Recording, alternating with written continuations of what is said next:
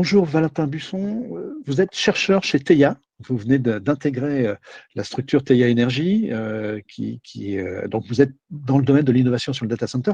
Comment devient-on chercheur dans le domaine du data center? Bonjour. Comment on devient chercheur dans le domaine du data center?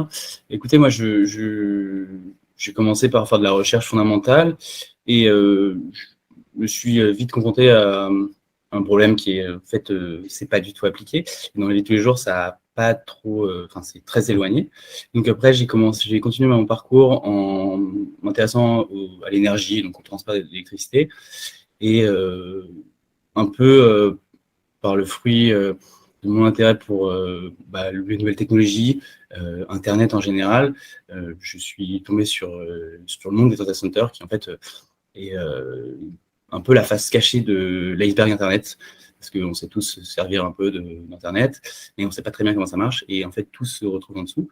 Et c'est un petit peu, c'est un enjeu en fait colossal en termes de fonctionnement. Donc ça va être aussi bien pour la bande passante que pour la consommation d'énergie, c'est hyper important. Et je pense que, moi, je suis quand même porté par des valeurs un peu écologiques, et je pense que c'est dans le monde technologique qu'il y a beaucoup de choses à faire, à récupérer de la chaleur, justement pour juste minimiser le gâchis, en fait, parce que jusqu'aujourd'hui, on avait principalement, par exemple, avec les GAFAM, ils ont des fermes où on se dit, bon, c'est bon, en fait, on a juste à empiler des racks et tout va bien se passer, on va permettre d'accueillir de plus en plus de trafic, et en fait, on crée aussi de plus en plus de gâchis.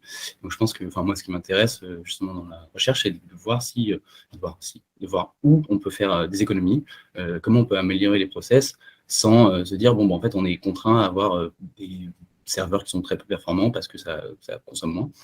Et voilà. Alors, chercheur dans le domaine du data center, est-ce que vous auriez des conseils à donner aux jeunes qui vont vous regarder et vous écouter, des conseils pour aller vers ces métiers?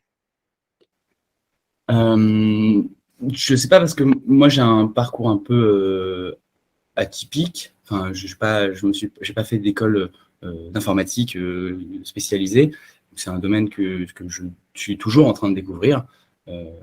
Mais je pense que avant tout, il faut surtout avoir de l'intérêt et un esprit, une méthodologie de recherche, c'est-à-dire questionner, enfin, déjà, qu'est-ce que c'est que les ordres de grandeur, quels sont les enjeux, comment fonctionnent les choses.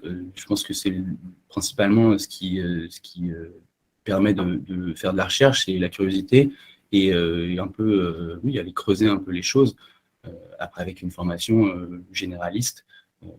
Je pense qu'il y a des écoles d'informatique qui sont spécialisées, mais je ne crois pas vraiment dans le domaine du data center. Je pense que c'est... on se forme toujours, dans la recherche de toute façon, c'est toujours se former.